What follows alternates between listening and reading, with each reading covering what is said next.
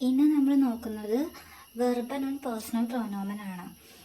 അതും സൈൻ എന്ന് പറഞ്ഞൊരു വേർബിൻ്റെയാണ് നമ്മൾ നോക്കുന്നത്. സൈൻ എന്ന് മെയിനായിട്ടും പറഞ്ഞിട്ടുണ്ടെങ്കിൽ ടു ബി എന്നാണ് അർത്ഥം വരുന്നത്. അതിനകത്ത് വരുന്ന പേഴ്സണൽ പ്രൊനോമൻസ് ആണ് ഇഷ്, ഐ, ദു, യു ഫോർമൽ, എർ, സി, എസ്. അതായത് ഹി, ഷീ, ഇറ്റ്, വിയർ, വി എന്നർത്ഥം വരും. ഇയർ, യു ഫോർമൽ പ്ലൂരൽ ആണ്.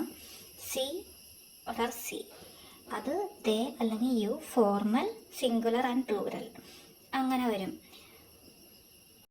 ഇനി സൈൻ്റെ ഓരോ പേഴ്സണൽ പ്രൊനോമൻസിലും എങ്ങനെ അതിൻ്റെ വേർബ്സ് കോൺജുഗേറ്റ് ആയിട്ട് വരും നോക്കാം.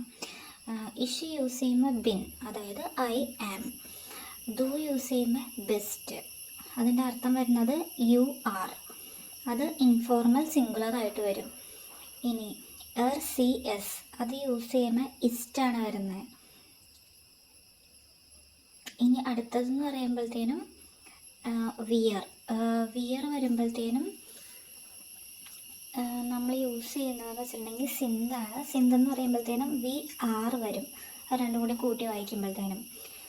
അത് കഴിഞ്ഞ് ഇയർ. ഇയർ എപ്പോഴും യു ഫോർമൽ പ്ലൂറൽ ആയിരിക്കും, അത് സെയ്താണ് വരുന്നത് എപ്പോഴും. അതിൻ്റെ മീനിങ് ആയിട്ട് വരുന്നത് യു ആർ, അതായത് ഇൻഫോർമൽ പ്ലൂറലാണ് നമ്മൾ യൂസ് ചെയ്യുക.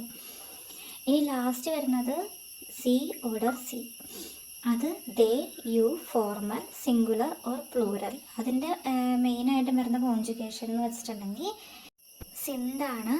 അപ്പോൾ അതിൻ്റെ അർത്ഥം വരുന്നതെന്ന് വെച്ചിട്ടുണ്ടെങ്കിൽ ദേ ആർ എന്നാണ്, അത് ഫോർമലായിട്ട് നമ്മൾ യൂസ് ചെയ്യുന്നതാണ്.